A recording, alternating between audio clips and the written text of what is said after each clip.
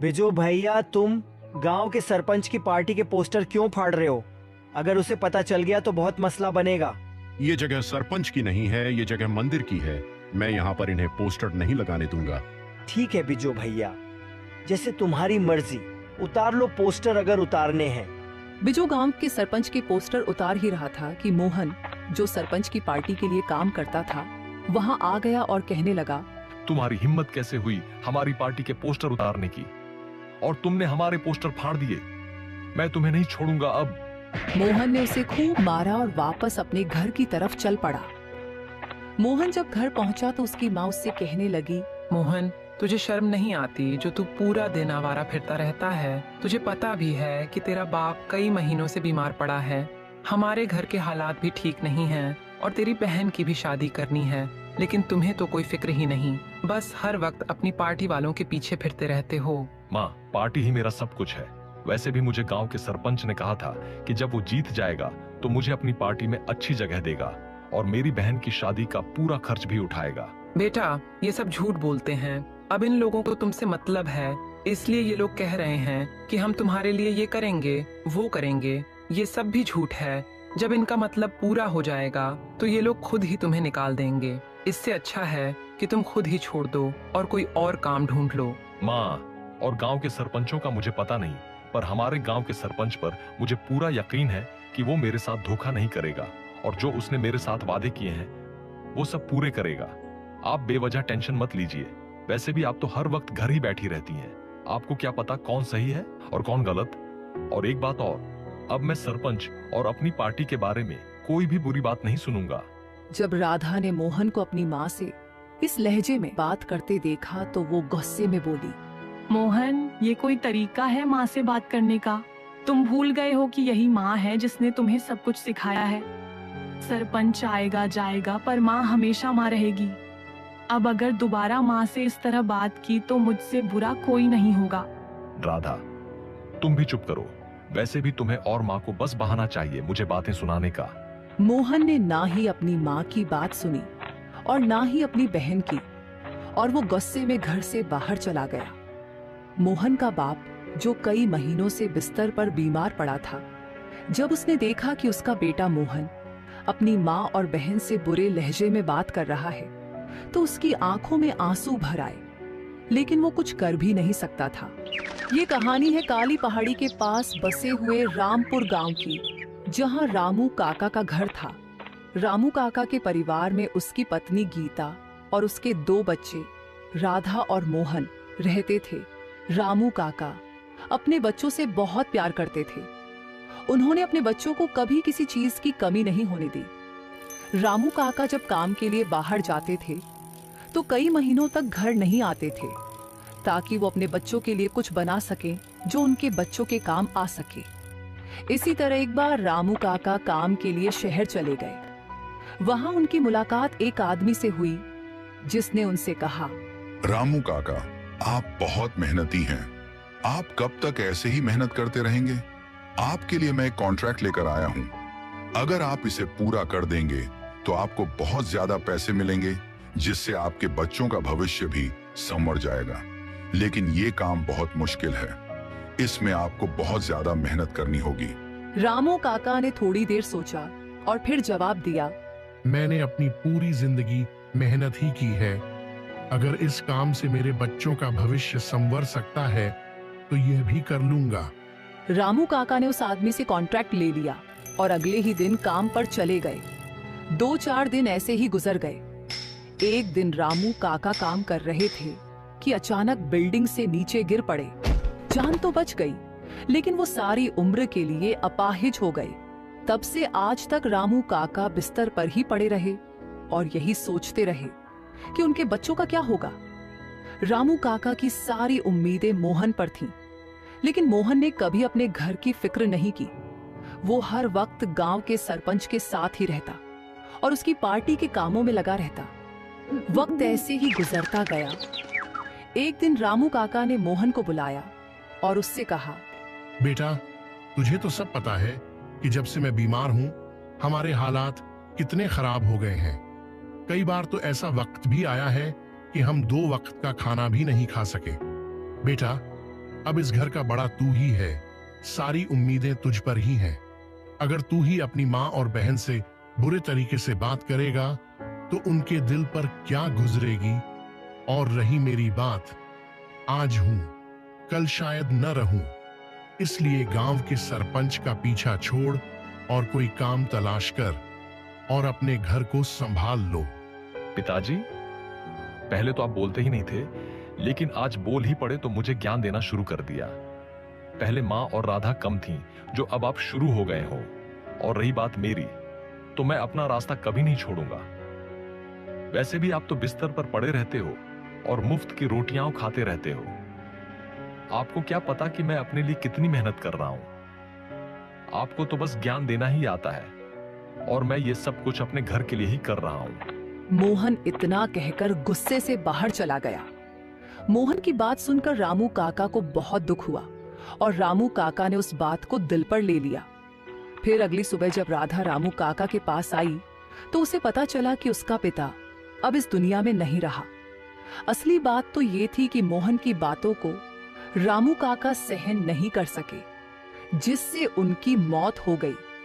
रामू काका की मौत से मोहन को कोई फर्क तक नहीं पड़ा, बल्कि वह अपनी बहन से कहने लगा, राधा, अब कब तक पिताजी का शोक मनाती रहेगी?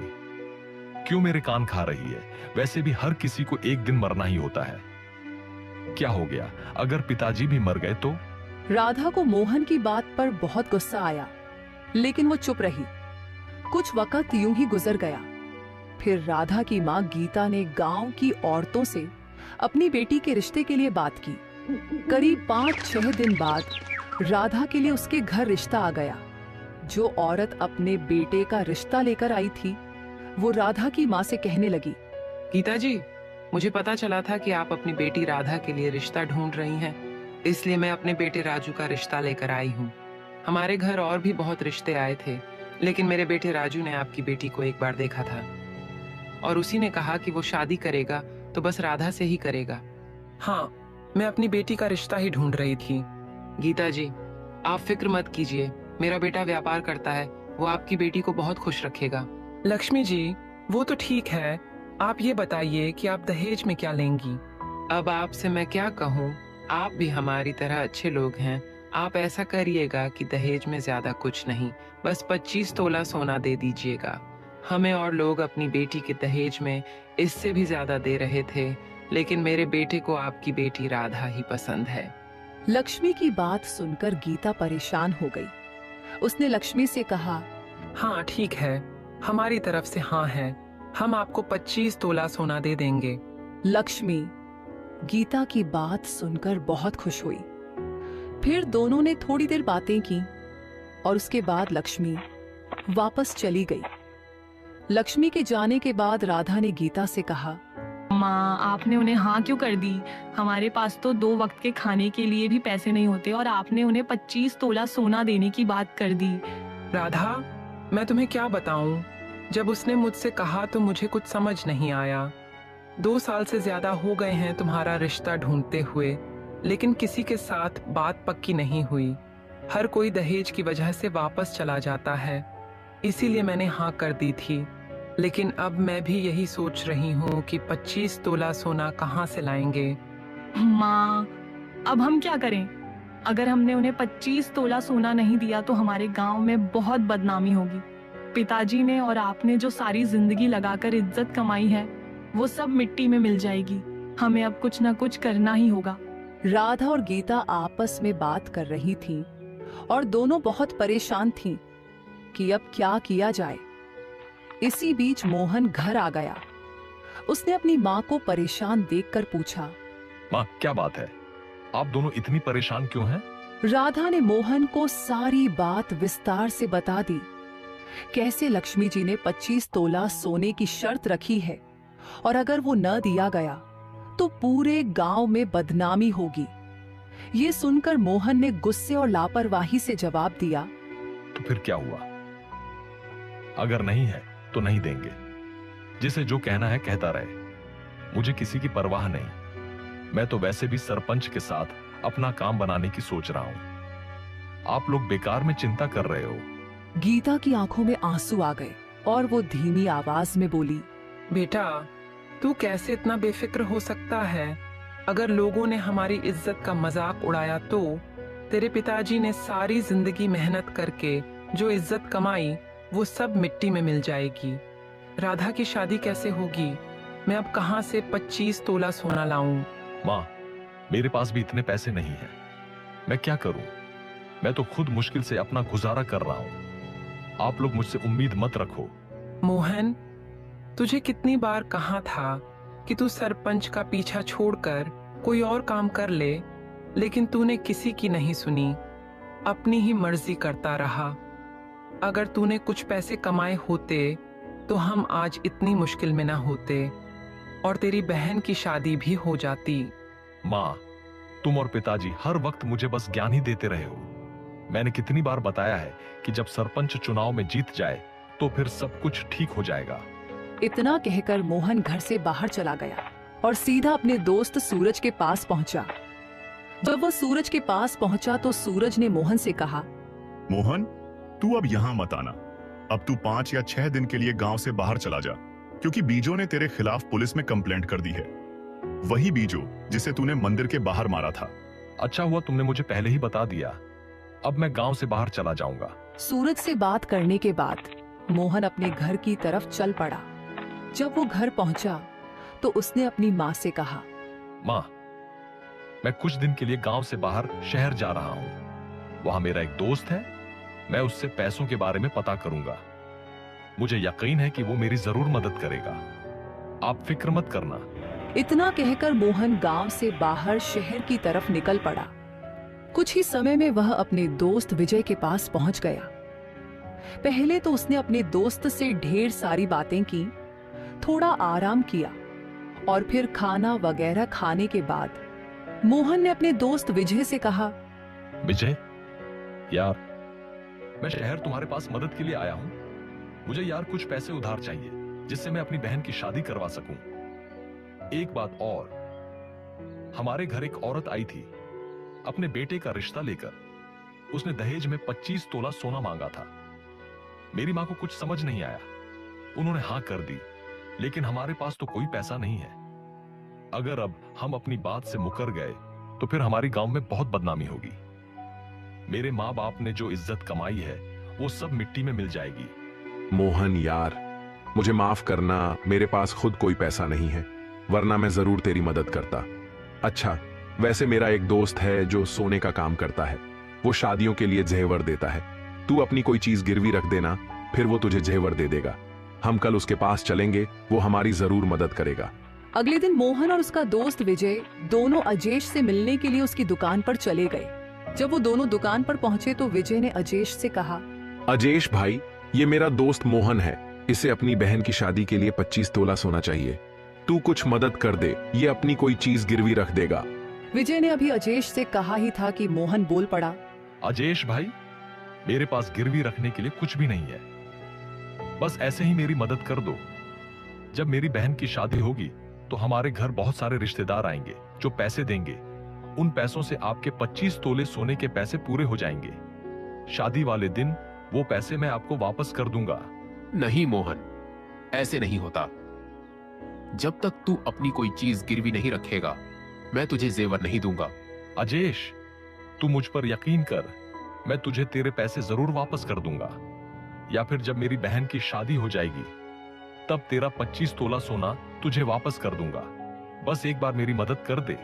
काफी देर तक अजेश, विजय और मोहन में बहस चलती रही। मोहन बार बार मिन्नत करता रहा, विजय भी मोहन की तरफदारी करता रहा। आखिर में अजेश मान गया और उसने कहा, ठीक है मोहन, मैं तुम्हें सोना दे दूंगा, लेकिन देख, तूने जो वादा किया है उसे पूरा करना। अगर पैसे वापस नहीं किए तो मैं तेरे घर तक पहुंच जाऊंगा। ठीक है अजेश, तू चिंता मत कर, मैं तुम्हारा सारा सोना और पैसे समय पर वापस कर दूंगा। तूने जो मेरे लिए किया है मैं इसे कभी नहीं भूलूंगा। अजेश से बात करने के बाद विजय और मोहन दोनों वापस चले गए। मोहन बहुत खुश था कि उसने 25 तोला सोने का इंतजाम कर लिया था।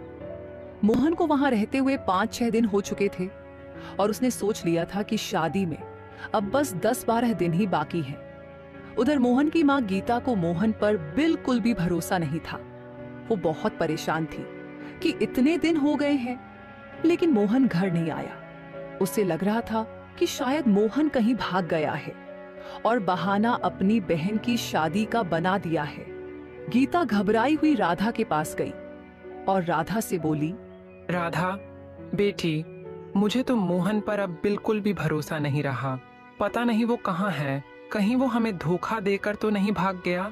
क्या करूं, मेरा दिल बहुत घबरा रहा है। माँ, सच कहूँ तो मुझे भी अब यही लगता है कि मोहन घर से भाग गया है। अब हमें ही कुछ ना कुछ करना होगा। अगर हमने शादी से पहले 25 तोला सोने का इंतजाम नहीं किया तो हमारी सारी इज्जत मिट्टी में मिल जाएगी। और रही बात मोहन की, तो उसे तो कोई फर्क ही नहीं पड़ता, चाहे हम मर भी जाएं। हाँ राधा, तू ठीक कह रही है। मैं कल सुबह अपनी बहन के पास जाऊंगी, शायद वो मेरी मदद कर दे। वैसे भी जब उसकी शादी थी तो मैंने भी उसे 10 तोला सोना दिया था। हो सकता है अब वो भी मेरी मदद कर दे। ठीक है माँ, आप सुबह जरूर जाना। भगवान करे बुआ हमारी मदद कर दें, नहीं तो हमारे पास और कोई रास्ता नहीं बचेगा। अगले दिन गीता सुबह के समय अपनी बहन सलीका के घर चल पड़ी। रास्ता लंबा था लेकिन काफी देर चलने के बाद गीता अपनी बहन सलीका के घर पहुंच गई। पहले तो दोनों बहनों ने खूब बातें की, पुरानी यादें ताजा की। फिर बाद में गीता ने सलीका को सारी बात विस्तार से बताई और उससे मदद मांगी। सलीका ने जवाब दिया, दीदी, मैं तेरी तकलीफ समझ सकती हूँ, पर अब मेरे पास भी कुछ नहीं बचा। पिछले महीने ही मैंने अपने बेटे की पढ़ाई के लिए सारा जेवर गिरवी रख दिया है। मैं तेरी मदद करना चाहती हूँ, पर मेरे बस में कुछ नहीं है। चलो कोई बात नहीं सलीका, मैं अब चलती हूँ घर, अभी बहुत काम बाकी है। और हाँ, तू राधा की शादी पर जरूर आना, ठीक है? ठीक है गीता बहन, मैं जरूर आऊंगी शादी में। राधा सिर्फ तेरी अकेली की बेटी नहीं है, वो मेरी भी बेटी है। गीता को अपनी बहन के घर से भी खाली हाथ वापस आना पड़ा और दूसरी तरफ मोहन भी वहां से निकल पड़ा था अपने घर आने के लिए। इस तरह गीता और मोहन दोनों एक ही समय पर घर पहुंचे। फिर दोनों घर गए और मोहन ने अपनी माँ से कहा, माँ, अब तुम बिल्कुल चिंता मत करना। अब मैंने 25 तोला सोने का इंतजाम कर लिया है। मेरा शहर में जो दोस्त है उसने सोना दिलवाया है। बस शादी में जो पैसे इकट्ठा होंगे उन्हीं पैसों से हम सारा कर्ज उतार देंगे। मोहन, ये तो बहुत अच्छा हुआ। भगवान उसका भला करे जिसने हमारी मदद की है, वरना हमारे पास तो कुछ भी नहीं था। मैं तो दिन रात यही सोच सोच कर परेशान थी कि राधा की शादी कैसे होगी, लोग क्या कहेंगे। अब मुझे थोड़ा सुकून मिला है। बस बेटा, अब तू जल्दी से बाकी तैयारी भी पूरी कर ले ताकि सब अच्छे से हो जाए। फिर वो सब बहुत खुश थे, जैसे उन पर जो मुसीबत आने वाली थी वो टल गई हो। फिर उन्होंने शादी की तैयारियां शुरू कर दी और राधा की शादी पूरे धूमधाम से कर दी। राधा की शादी के बाद जब गीता और मोहन ने पैसे देखे तो पैसे सिर्फ 12 तोले सोने के ही बने। ये देखकर वो दोनों बहुत परेशान हो गए। राधा तो अपने ससुराल चली गई थी, लेकिन पैसे का इंतजाम पूरा नहीं हो पाया। जिस समय उन्होंने अजेश को बुलाया था वो भी वहां पहुंच गया और मोहन से कहने लगा, हाँ मोहन, पैसे का इंतजाम हो गया है। तुमने जिस समय मुझे बुलाया था मैं अब आ गया हूँ। जल्दी करो, मुझे मेरे पैसे दो। अजेश की बात सुनकर मोहन ने कोई जवाब नहीं दिया और जहां पर पैसे रखे थे उस तरफ इशारा कर दिया। अजेश वहां गया, उसने पैसे देखे और कहा, मोहन, ये पैसे तो सिर्फ 12 तोले के हैं, बाकी कहाँ हैं? मेरे बाकी तोले के पैसे कहाँ हैं? जल्दी बता। अजेश, मैंने भी अभी देखा है तो पता चला कि ये पैसे सिर्फ 12 तोले के ही बने हैं। अजेश, बात ये है कि हमारे आधे मेहमान तो शादी में आ ही नहीं सके क्योंकि हमने उन्हें बुलाया ही नहीं। हमने इसीलिए नहीं बुलाया था कि जब तक पूरे 25 तोले सोने का इंतजाम ना हो जाए तब तक सबको बुलाना मुश्किल था, वरना पहले बुला लेते तो बहुत बदनामी होती। अब जब इंतजाम हो गया तो सबको बुलाया भी, लेकिन जो दूर दूर से आने वाले थे वो नहीं आ सके।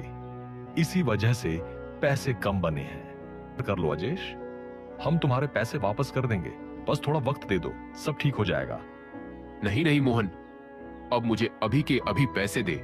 और रही बात सोने की, वो मेरा नहीं है, वो मेरे मालिक के हैं। मैं उन्हें क्या जवाब दूंगा? मोहन, अब नाटक मत कर। मुझे मेरे 13 तोले सोने के पैसे दे, वरना मेरा 13 तोला सोना वापस कर दे।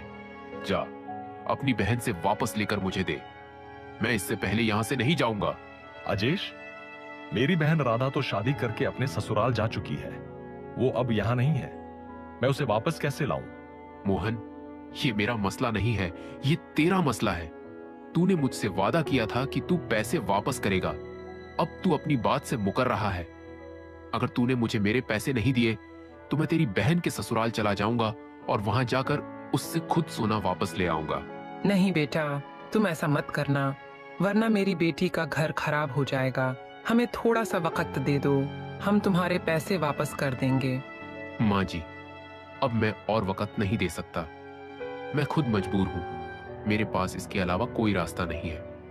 अगर मैं सोना वापस लेकर नहीं गया तो मेरा मालिक मुझे जिंदा नहीं छोड़ेगा, वो मुझे जान से मार डालेगा। कृपया अपनी बेटी से मेरा सोना वापस मंगवा दो। काफी समय तक मोहन, गीता और अजेश के बीच बहस चलती रही। फिर आखिर में मोहन ने गुस्से में कहा, बस कर अजेश, अब ज्यादा धमकी मत देना। मैंने कहा ना, मैं पैसे का इंतजाम कर लूंगा। मेरी बहन की इज्जत का सवाल है। तेरी वजह से मेरी मां भी रो रही है। अगर तूने फिर भी जिद की तो अच्छा नहीं होगा। थोड़ा टाइम दे, मैं वादा करता हूं कि तेरे सारे पैसे वापस कर दूंगा।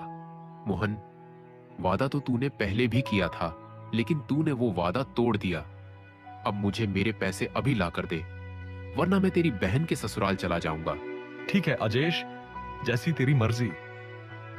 अगर तुझे जाना ही है तो जरूर जा। और एक बात मैं तुझे बता दूं, उस गांव में सब इंसान शक्ल से तो इंसान है, मगर असल में जानवर हैं। और रही बात मेरी बहन के ससुराल की, वो भी बेहद खतरनाक लोग हैं। अगर हिम्मत है तो जा, ले जाकर अपना सोना। उस गांव का नाम सुंदरपुर है, पर यह मत समझना कि नाम सुंदरपुर है तो लोग भी अच्छे होंगे। वहां सब लोग खतरनाक हैं। मोहन की बात सुनने के बाद अजेश ने जवाब दिया, मैं किसी से नहीं डरता। वो मेरा सोना है और मैं उसे वापस लेकर ही आऊंगा। इतना कहकर अजयश वहां से चला गया। मोहन और गीता को यही चिंता थी कि अजयश वहां जाकर कोई तमाशा न करे, जिससे राधा का घर खराब न हो जाए और राधा के ससुराल वाले अजयश को कोई नुकसान न पहुंचाए। अगले दिन अजयश सुंदरपुर गांव की तरफ निकल पड़ा। कुछ ही देर में अजयश सुंदरपुर गांव पहुंच गया और उसने राजू और राधा के घर के बारे में पता किया। फिर राधा के घर चला गया। जब राधा ने अजयश को देखा तो वह बहुत परेशान हो गई। उसे यही चिंता थी कि अजयश यहाँ कोई तमाशा न करे। उसने अजयश से कहा, अजयश, तुम यहाँ क्यों आए हो? प्लीज कोई तमाशा मत करना। अगर किसी ने देख लिया तो मेरा घर बर्बाद हो जाएगा। वापस चले जाओ प्लीज। राधा, तुम्हें कैसे पता चला कि मैं अजयश हूँ? माँ ने मुझे बता दिया था कि तुम आओगे, इसलिए मुझे पता चल गया कि तुम ही अजयश हो, जिससे मेरे भाई मोहन ने सोना लिया था। अच्छा राधा, अगर तुम्हें सब पता है तो मुझे मेरा सोना वापस दे दो, फिर मैं यहाँ से चला जाऊंगा। नहीं नहीं अजयश, मैं तुम्हें सोना वापस नहीं कर सकती। अभी कल ही तो मेरी शादी हुई है और वो सोना मेरे पास नहीं है। तुम एक काम करो, तुम मेरे भाई से वापस ले लो सोना, वो तुम्हें थोड़े समय में वापस कर देगा। राधा, मैं अपना सोना अभी लेकर जाऊंगा। और रही बात तुम्हारे भाई की, उस पर तो मुझे बिल्कुल भी यकीन नहीं है। राधा और अजयश बात कर ही रहे थे वहाँ। वहीं पर राजू भी आ गया और आकर राधा से पूछने लगा, राधा, ये कौन है जो सुबह सुबह हमारे घर आ गया और तुमसे बातें कर रहा है? राजू, ये मेरी खाला का बेटा है। ये शादी पर नहीं आ सका था, इसीलिए यहाँ पर आ गया है हमसे मिलने के लिए। ठीक है राधा, तुम बातें करो, मुझे जरा बाहर काम है, मैं वो करके आता हूँ घर। राजू घर से बाहर चला गया और फिर राधा और अजयश के दरमियान बहुत बहस हुई। लेकिन राधा ने सोना वापस करने से मना कर दिया। दूसरी तरफ राधा का पति राजू को अजेश पर थोड़ा शक होने लगा कि कोई ना कोई मसला है जो ये शादी के दूसरे दिन ही आ गया है। और जब अजेश को सोना वापस देने के लिए राधा ने मना कर दिया तो अजेश राजू के पास चला गया। उस वक्त राजू दरिया के पास खड़ा था, अपनी मछलियों को खाना डाल रहा था। तभी अजेश वहां पहुंच गया और अजेश ने राजू से कहा, राजू, तुम्हारी पत्नी के पास जो 25 तोला सोना था वो मेरा है। मुझसे इन्होंने धोखे से लिया है, मैं इसलिए यहाँ आया हूँ। कृपया तुम मुझे मेरा सोना वापस कर दो। जब तुम शादी के दूसरे दिन सुबह सुबह हमारे घर आ गए थे और राधा से बात कर रहे थे तो मुझे उसी वक्त तुम पर शक हो गया था कि कोई ना कोई मसला है जो तुम आए हो। लेकिन अजेश, मैं तुम्हें सोना वापस नहीं करूंगा। हमने राधा की माँ और भाई से 25 तोला इसलिए मांगा था कि वो 25 तोला सोना लेकर मैं अपनी दोनों बहनों की शादी करूंगा, और अब तुम मुझे कह रहे हो कि सोना वापस कर दूं। ये तो नहीं हो सकता अजेश। राजू की बात सुनकर अजेश गुस्से से बोला, राजू, मुझे तो लगता था कि तुम अच्छे इंसान हो और मेहनत करके अपना घर चलाते हो। मैं यही सोचकर आया था कि मैं तुम्हें सारी बात बताऊंगा तो तुम मुझे मेरा सोना वापस कर दोगे। लेकिन तुम तो बहुत बड़े बेशर्म किस्म के इंसान निकले, जो अपनी बीवी के पैसों से अपनी बहनों की शादी करवाने का सोच रहा है। लेकिन मैं ऐसा बिल्कुल भी नहीं होने दूंगा, क्योंकि वो मेरा सोना है। मैं वो वापस लेकर ही जाऊंगा। राजू अजेश की बातें सुन रहा था, जिससे राजू को उस पर बहुत गुस्सा आ गया। फिर उसने अपनी जेब से चाकू निकाला और अजेश को दे मारा, जिससे अजेश बहुत घायल हो गया। फिर राजू वापस अपने घर की तरफ चल पड़ा। जब राजू अपने घर पहुंचा तो राधा ने उसके चाकू पर खून देखा, जिससे उसे समझ आ गया कि राजू ने अजेश को जान से मार दिया है। फिर राधा अपने कमरे में चली गई और रोने लगी कि हमारी वजह से उस बेचारे की जान गई है। फिर राधा ने अपनी माँ को कॉल की और कहा, माँ, जैसे आपने बताया था कि अजेश यहाँ पर आएगा, अजेश हमारे घर आज सुबह आया था और मुझसे सोना वापस मांग रहा था। मैंने उसे मना कर दिया, लेकिन वो राजू के पास चला गया सोना वापस लेने के लिए। मुझे नहीं पता उनके बीच क्या हुआ था, लेकिन राजू ने अजेश को जान से मार दिया। माँ, हमारी वजह से उस बेचारे की जान चली गई। भगवान हमें कभी माफ नहीं करेगा जो हमने उसके साथ धोखा किया है। राधा की बात सुनने के बाद उसकी माँ भी बहुत परेशान हो गई और दूसरी तरफ राधा को ये बात बहुत तंग कर रही थी कि उसकी वजह से किसी की जान गई है। फिर चोरी चोरी उसने वो 25 तोला सोना जो उसी के पति राजू ने छुपाकर रखा था उठा लिया और सोचने लगी कि अब अजेश के घर वालों को सोना वापस कर देगी। राधा ने वो सोना उठाया और घर से बाहर निकल गई अपनी माँ के घर जाने के लिए। लेकिन राजू के एक दोस्त ने राधा को देख लिया और जल्दी से जाकर राजू को बता दिया कि राधा कहीं जा रही है। राजू झट से भागा और राधा को पकड़कर गुस्से में वापस घर ले आया और उसे खूब मारा कि वो सोना क्यों लेकर जा रही थी। फिर अगले दिन मोहन राजू के घर आया और उससे कहने लगा, राजू, माँ की तबीयत ठीक नहीं है, इसीलिए माँ ने राधा से कहा है कि तुम राधा को मेरे साथ भेज दो। फिर 4-5 दिन बाद मैं खुद राधा को वापस छोड़ दूंगा। ठीक है मोहन, ले जाओ अपनी बहन को। मोहन फिर अपनी बहन राधा को लेकर चला गया। जब मोहन और राधा अपने घर पहुंचे तो मोहन की माँ ने उससे कहा, मोहन, मैंने तुझे कितनी दफा कहा था कि तू गांव के सरपंच का पीछा छोड़कर कोई काम कर ले। अगर तूने मेरी बात मानी होती तो आज हमारी वजह से अजेश की जान न जाती। माँ, मुझे भी अजेश की मौत का दुख है, लेकिन इसमें सरपंच कहाँ से आ गया? माँ, तुझे भी बस बहाना चाहिए सरपंच के खिलाफ बोलने का। अच्छा मोहन, अगर तुझे सरपंच इतना ही अच्छा लगता है तो जा उसी से मदद मांग। अगर उसने तुझे मतलब के बिना साथ रखा है तो वो तेरी जरूर मदद करेगा, वरना वो तेरी मदद नहीं करेगा, तुझे वहां से भगा देगा। ठीक है माँ, मैं अभी जाता हूँ सरपंच के पास। फिर मोहन सरपंच की तरफ चल पड़ा। जब वो वहां पहुंचा तो हवेली के बाहर उसका दोस्त सूरज खड़ा था। सूरज ने मोहन से कहा, मोहन, तू यहाँ पर क्या कर रहा है? तू अब यहाँ मत आना। सरपंच ने तुझे पार्टी से बाहर निकाल दिया है। जो तूने मंदिर के सामने बीजों को मारा था, उससे सरपंच ने तुझे तो बचा लिया, लेकिन इससे सरपंच की बहुत बेइज्जती हुई। जिससे उसने तुझे बाहर निकाल दिया। सूरज तो ये क्या कह रहा है? तुझे तो पता है कि मेरा सरपंच और पार्टी के अलावा और कोई नहीं है। मैंने और कोई काम नहीं किया, बस सरपंच का ही साथ दिया। मोहन, हम क्या कर सकते हैं? हमें जैसा सरपंच ने कहा मैं वही कर रहा हूँ। सूरज की बात सुनकर मोहन बहुत परेशान हो गया और उसकी आंखों में आंसू आ गए। वो सोच रहा था कि उसके पिता ने जो मरने से पहले कहा था, अगर वो मान लेता तो आज वो भी कोई ना कोई काम कर रहा होता और उसका घर अच्छे से चल रहा होता। फिर वो घर की तरफ चला गया। जब वो घर पहुंचा तो उसने अपनी माँ को सारी बात बताई। मोहन, कोई बात नहीं। अगर सरपंच ने साथ नहीं दिया, मुझे तो पहले से पता था कि वह हमारी मदद नहीं करेगा, पर मैंने तेरी आंखें खोलने के लिए तुझे उसके पास भेजा था। अब तू फिक्र मत कर, सब ठीक हो जाएगा। और एक बात, मैं और राधा तेरा ही इंतजार कर रहे थे, क्योंकि आज हमें अजयश के घर जाना है, उसके घर वालों से मिलने के लिए। फिर वो सब अजयश के घर वालों से मिलने के लिए कुछ ही समय में अजयश के घर पहुंच गए। उन्होंने वहां देखा तो वहां पर ताला लगा हुआ था। फिर उन्हें वहां एक आदमी मिला, जिससे उन्होंने पूछा, भाई ये अजयश के घर वाले कहाँ हैं? हम उनसे मिलने के लिए आए हैं। अजयश के घर वाले इस समय जमींदार के घर काम कर रहे होंगे, तुम वहां पर चले जाओ, वो वहीं पर हैं। फिर वो सब जमींदार के घर चले गए। अजयश की बहन और अजयश की माँ वहां पर ही काम कर रही थी। जब उन्होंने ये सब देखा तो वो बहुत परेशान हो गए कि अजयश तो उनसे भी ज्यादा गरीब है।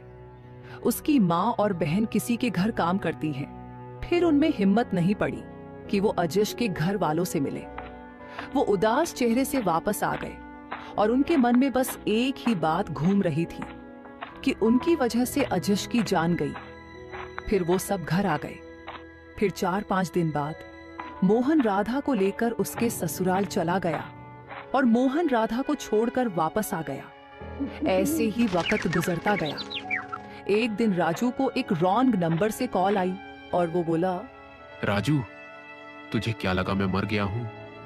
मैं जब मरूंगा तो तुझे अपने साथ लेकर ही मरूंगा।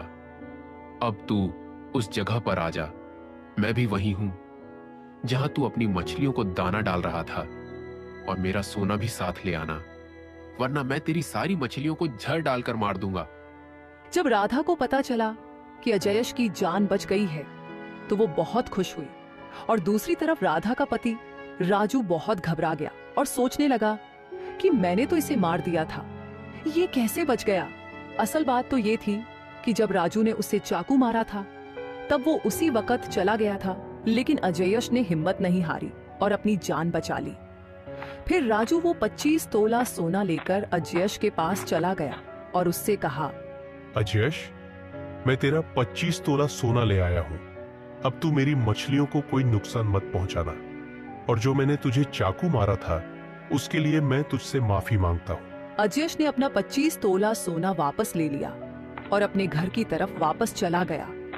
फिर उसने वो सोना जिस दुकानदार से उधार लिया था उसे वापस कर दिया।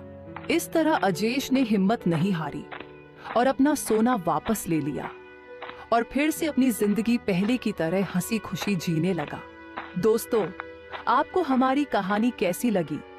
अगर अच्छी लगी हो तो हमारे चैनल को लाइक करें, सब्सक्राइब करें और अपनी राय कमेंट्स में जरूर बताएं।